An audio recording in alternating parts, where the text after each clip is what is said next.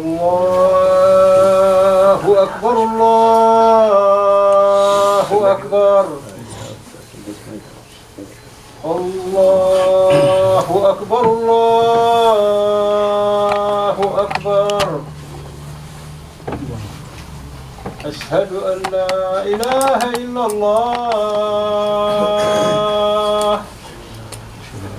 أشهد أن لا إله إلا الله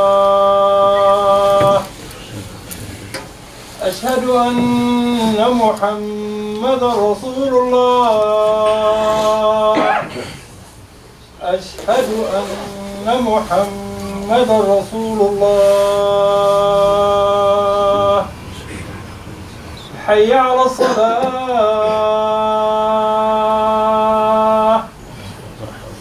حي على الصلاة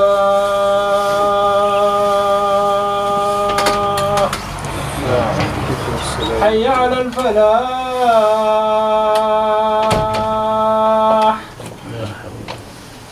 حي على الفلاح.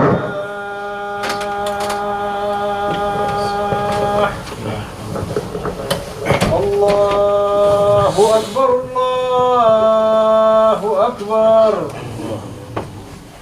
لا إله إلا الله.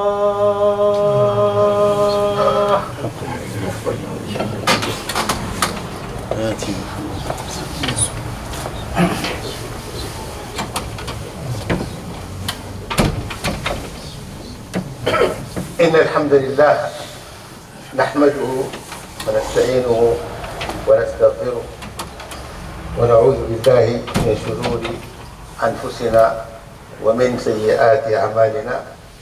من يهده الله فلا مضل له ومن يضلل فلا هادي له. وأشهد أن لا إله إلا الله وحده لا شريك له وأشهد أن محمدا عبده ورسوله.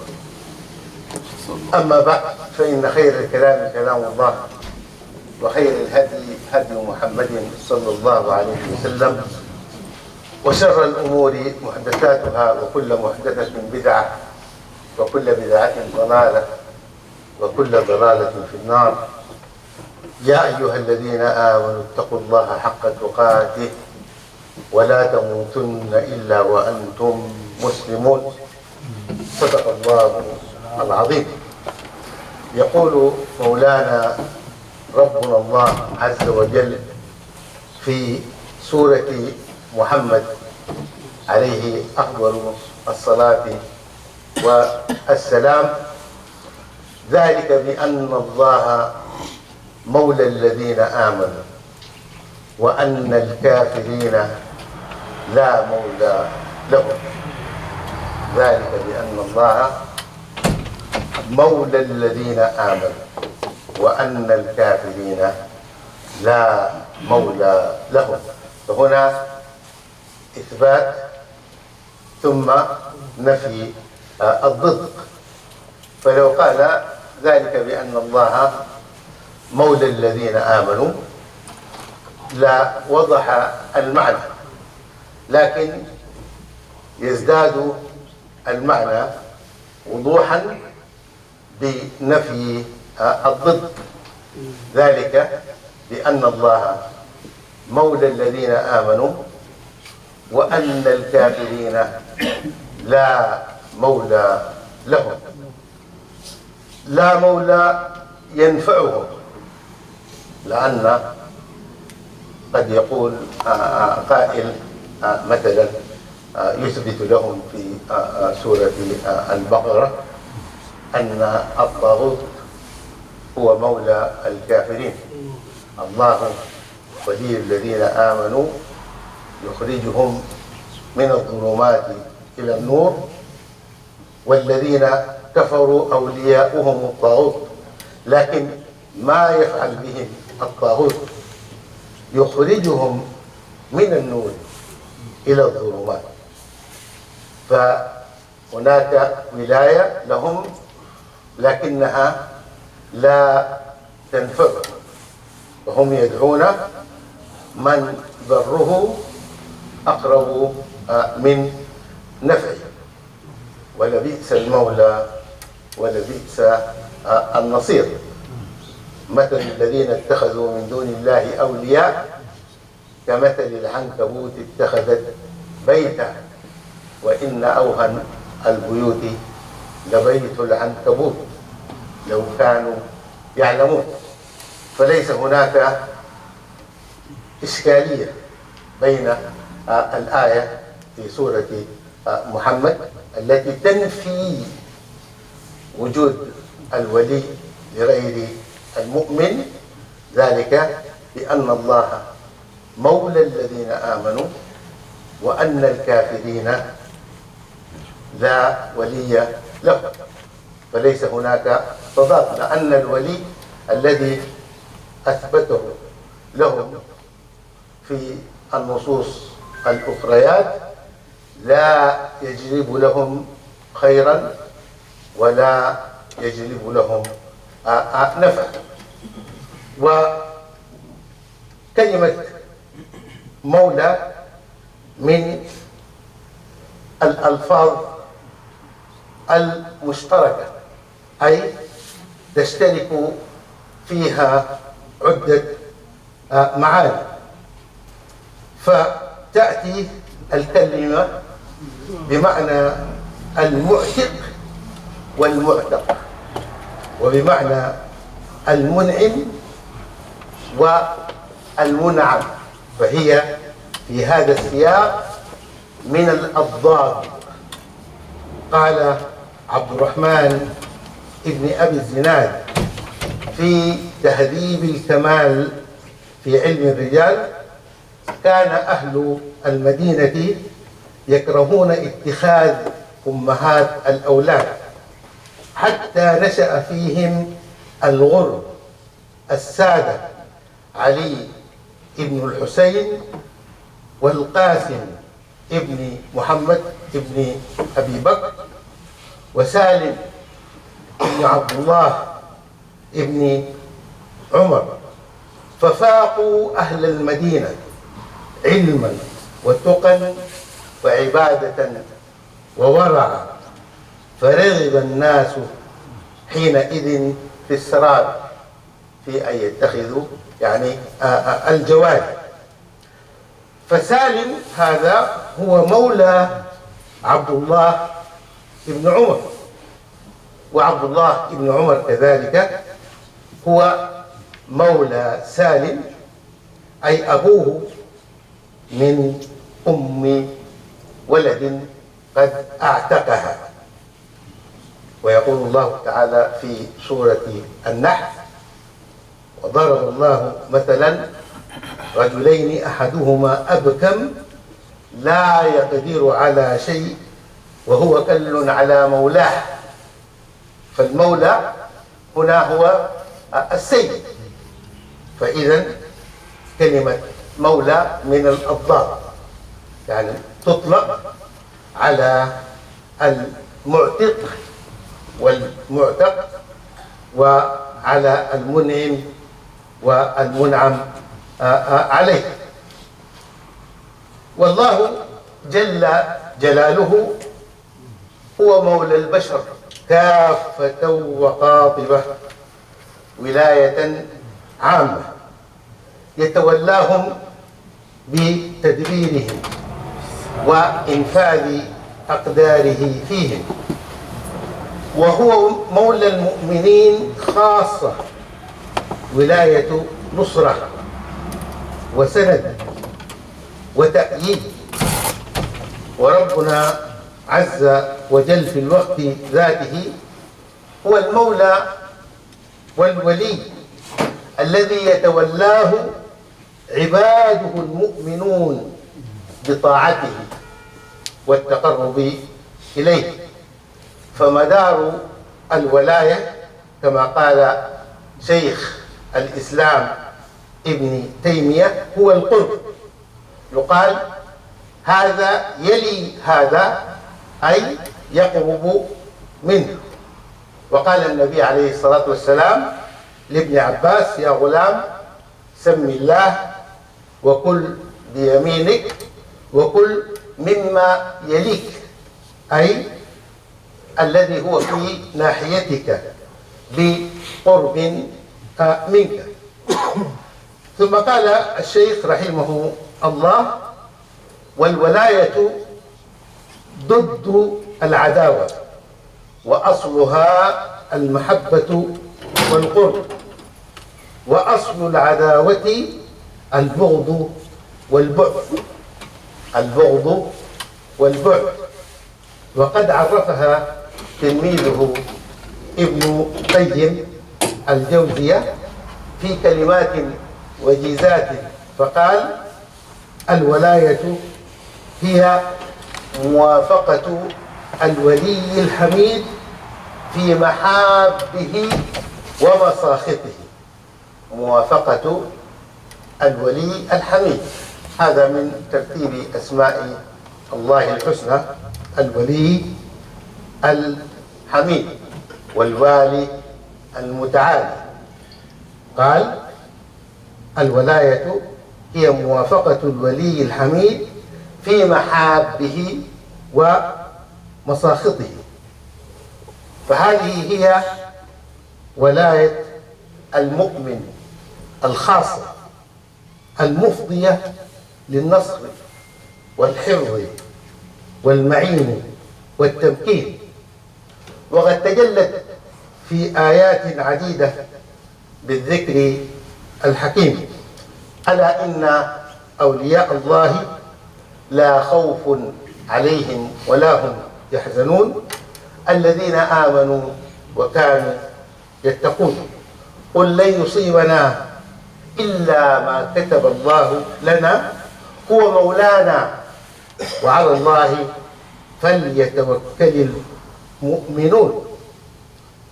ونلاحظ هنا أنه قال: ما كتب الله لنا، فعجبا لأمر المؤمن أمره كله خير. إن أصابته سراء شكر فكان خيرا له، وإن أصابته ضراء صبر فكان خيرا له. إن الذين قالوا ربنا الله ثم استقاموا تتنزل عليهم الملائكة ألا خوف عليكم. ثم قال: نحن أولياؤكم في الحياة الدنيا وفي الآخرة. فهذه ولاية خاصة بالمؤمنين. إن ولي الله الذي نزل الكتاب وهو يتولى الصالحين، والذين تدعون من دونه لا يستطيعون نصركم ولا أنفسهم ينصرون. قالوا بأسلوب المخالفة يتبين أن من معاني الولاية هو النصرة، لأنه قال: والذين تدعون من دونه لا يستطيعون نصركم. إذن الله الذي يتولاكم هو قادر على نصركم. إن ولي الله الذي نزل الكتاب وهو يتولى الصالحين والذين تدعون من دونه لا يستطيعون نصركم ولا أنفسهم ينصرون. ويقول النبي يوسف عليه السلام: ربي قد آتيتني من الملك وعلمتني من تأويل الأحاديث فاطر السماوات والأرض أنت ولي في الدنيا والآخرة توفني مسلما وألحقني بالصالحين. وأشاروا إلى أن سيدنا يوسف عاش معظم سنواته في مصر وحيدا كاليتيم، فلحق به سيدنا يعقوب في آخر أيامه، كأنها كانت زيارة لقاء ووداع ووصية. اليتيم تعلقه بهذا الاسم يكون أوضح لحاجته له. فالتلميذ الذي لا ولي له يصعب عليه ذاك اليوم الذي يدعون فيه أولياء الأمور، لأن لا ولي لأمره. وهنا قال أنت وليي في الدنيا والآخرة، فاستعظم معنى هذا الاسم من أسماء الله الحسنى. إن أولى الناس بإبراهيم للذين اتبعوه وهذا النبي والذين آمنوا والله ولي المؤمنين.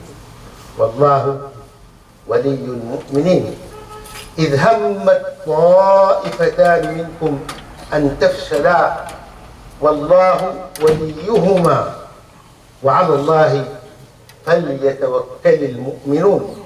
والطائفتان هما بنو سلمة من الخزرج وبنو حارثة من الأوس، هموا بالانصراف والرجوع مع المنافقين في يوم أحد، فعصمهم الله لسابقتهم، وذاك قوله والله وليهما. وفي هذه فائدة لنا أنك وإن تعرضت للفتن في مرة وكدت أن تركن إلى ما لا يرضي الله تنفعك هذه الموالاة لله عز وجل، فينجيك مما كدت أن تقع فيه من الإثم. كل هذه أمثلة للولاية الخاصة التي تناولتها آيتنا المختارة، ذلك بأن الله مولى الذين آمنوا وأن الكافرين لا مولى لهم، على أن هناك أمثلة عديدة لولاية الله العامة.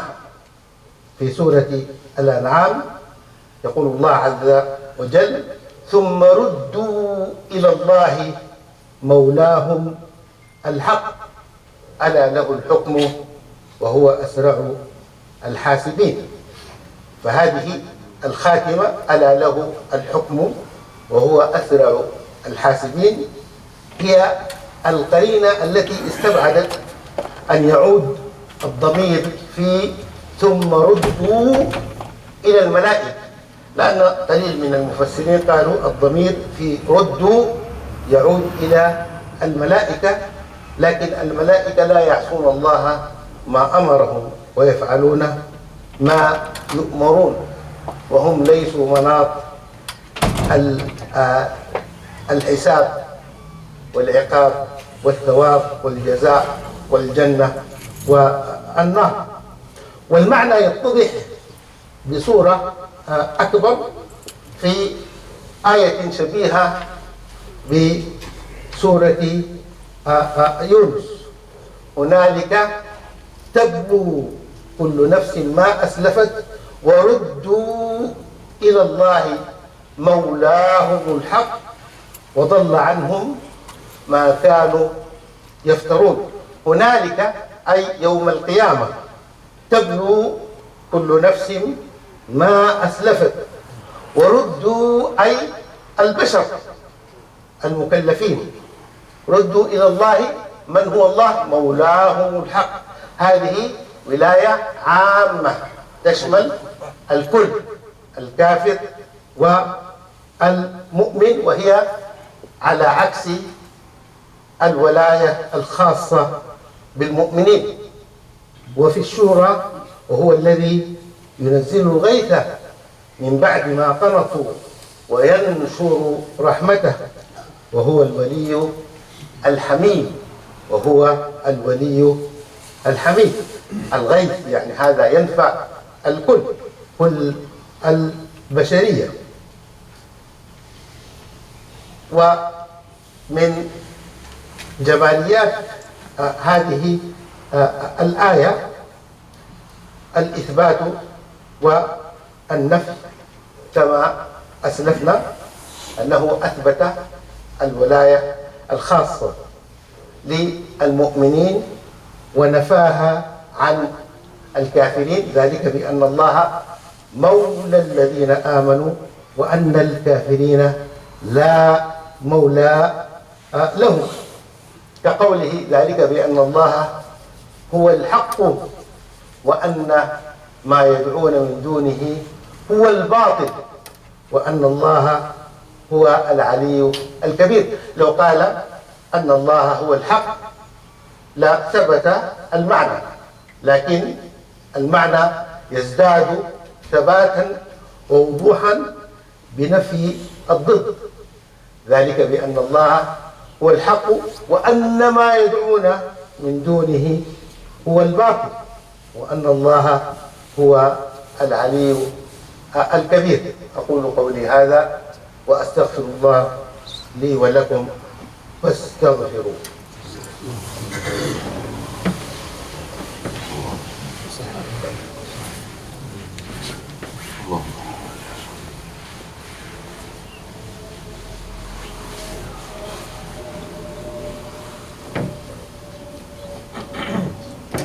الحمد لله والصلاة والسلام على رسول الله.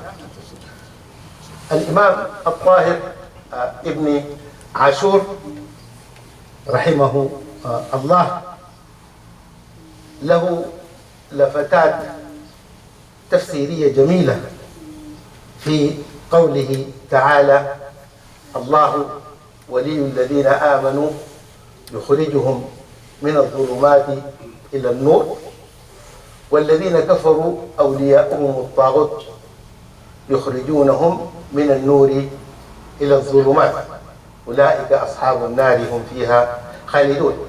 يربطها بما قبلها: لا إكراه في الدين قد تبين الرشد من الغي فمن يكفر بالطاغوت ويؤمن بالله فقد استمسك بالعروة الوثقى لا انفصام لها.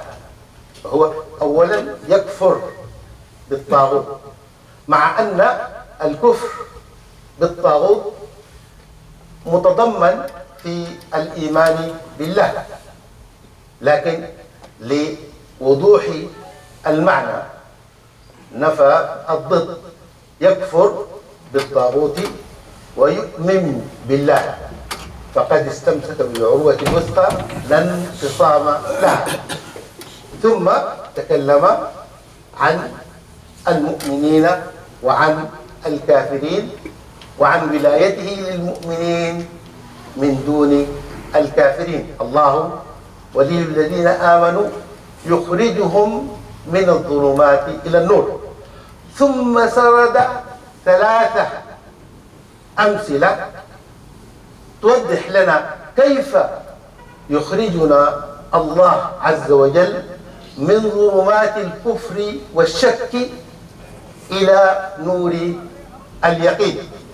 ألم تر إلى الذي حاج إبراهيم في ربه أن آتاه الله الملك؟ هذا المثال الأول لإخراجه لنا من الظلمات إلى النور. والذي مر على قرية وهي خاوية على عروشها قال: أنى يحيي هذه الله من بعد موتها. هذا مثال آخر لإخراجه للمؤمنين من ظلمات الشك. ثم مثال ثالث: وإذ قال إبراهيم رب أرني كيف تحيي الموتى قال: أولم تؤمن؟ قال: بلى ولكن ليطمئن قلبي. فالآيات كلها في سياق واحد نحو إظهار ولاية الله الحقة للمؤمنين، وأن الكافرين لا ولي لهم. وإن أثبتنا لهم الولي فوليهم الطاغوت الذي يخرجهم من النور إلى الظلمات، ولبئس الولي ولبئس النصير. اللهم ربنا اهدنا فيمن هديت، وعافنا فيمن عافيت، وتولنا فيمن توليت. ربنا آتنا في الدنيا حسنة وفي الآخرة حسنة وقنا عذاب النار. اللهم إنا نسألك الجنة وما قرب إليها من قول وعمل، ونعوذ بك من النار وما قرب إليها من قول وعمل. لا تدع لنا ذنبا إلا غفرته، ولا هما إلا فرجته، ولا دينا إلا قضيته، ولا مريضا إلا شفيته، ولا ميتا إلا رحمته، ولا حاجة لنا من حوائج الدنيا والآخرة إلا قضيتها برحمتك يا أرحم الراحمين. نسألك أن تتولى أهلينا في السودان وفي فلسطين بفائق عنايتك وبكرمك وجودك. اللهم يا حي يا قيوم، إنهم جوعى يا الله فأطعمهم، وإنهم مرضى فعافهم في أبدانهم يا حي يا قيوم. نسألك أن تمكن لهم يا حي يا قيوم، وأن تنشر السلام في ربوع الأرض يا حي يا قيوم، وأن توقف هذه الحروب والقتال والدماء التي تهدر يا حي يا قيوم. وما ذلك على الله بعزيز. سبحان ربك رب العزة عما يصفون، وسلام على المرسلين، والحمد لله رب العالمين. قوموا إلى صلاتكم يرحمكم الله.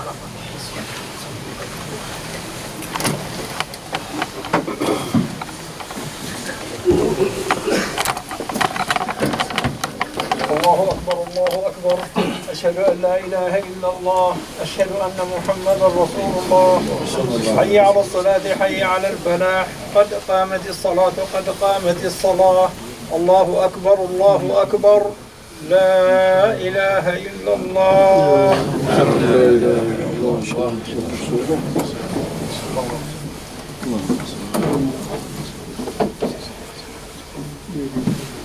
الله أكبر. الله أكبر الله أكبر. بسم الله. الحمد لله رب العالمين، الرحمن الرحيم، مالك يوم الدين. إياك نعبد وإياك نستعين. اهدنا الصراط المستقيم، صراط الذين أنعمت عليهم غير المغضوب عليهم ولا الضالين.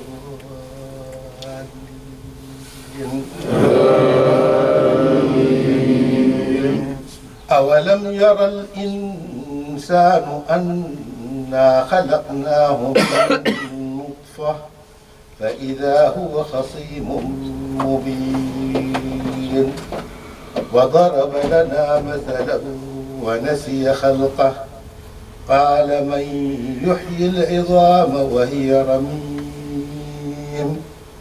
قل يحييها الذي أنشأها أول مرة وهو بكل خلق عليم. الذي جعل لكم من الشجر الأخضر نارا فإذا أنتم منه توقدون.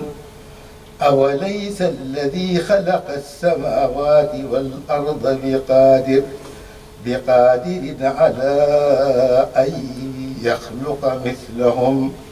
بلى هو الخلاق العليم. إنما أمره إذا أراد شيئا أن يقول له كن فيكون. فسبحان الذي بيده ملكوت كل شيء وإليه ترجعون. الله أكبر.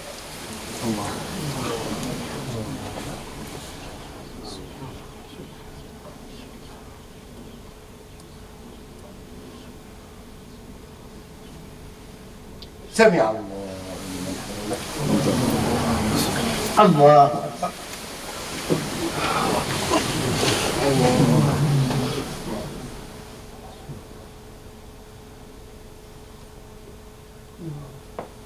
الله أكبر.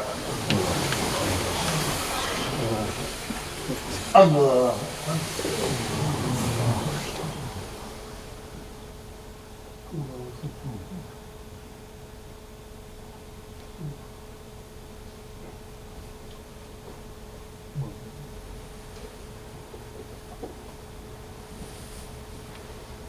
الله أكبر. الحمد لله رب العالمين الرحمن الرحيم مالك يوم الدين إياك نعبد وإياك نستعين اهدنا الصراط المستقيم صراط الذين أنعمت عليهم غير المغضوب عليهم ولا الضالين.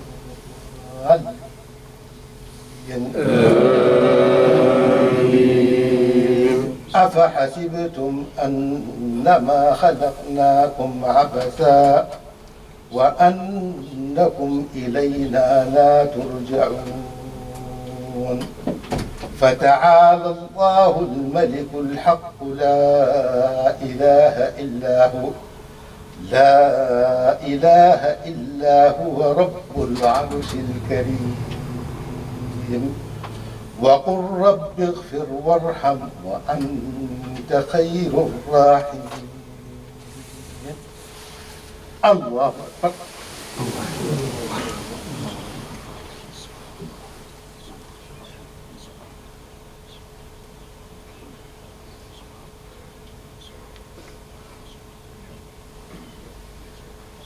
سمع الله لمن حمده. الله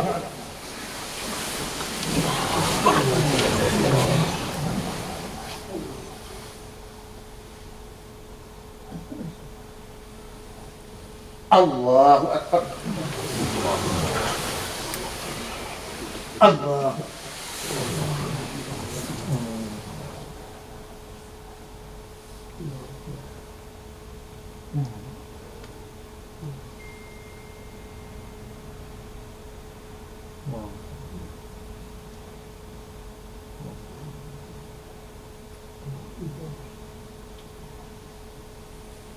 الله أكبر.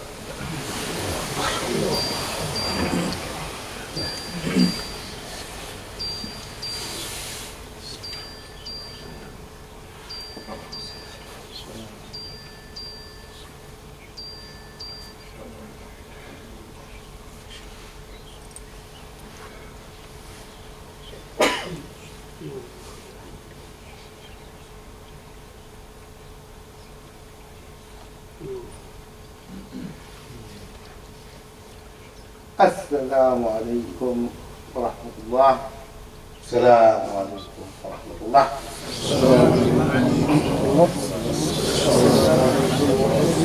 جزاكم الله خيرا. You know, this is the house of Allah subhanahu wa ta'ala. I just want to share with you one piece of information. 2 weeks ago we had the kitchen boiler and it blew up because of the freezing cold weather, and we had to replace that. It was over $1,000, and then a few days later the electric bill came exactly $1,009.73. You know, this building is all electric. So it was really a high, figure. And we ask Allah subhanahu wa ta'ala to open your hearts, inshallah, to help us out, inshallah, donate generously for the house of Allah subhanahu wa ta'ala. May Allah accept of you, inshallah.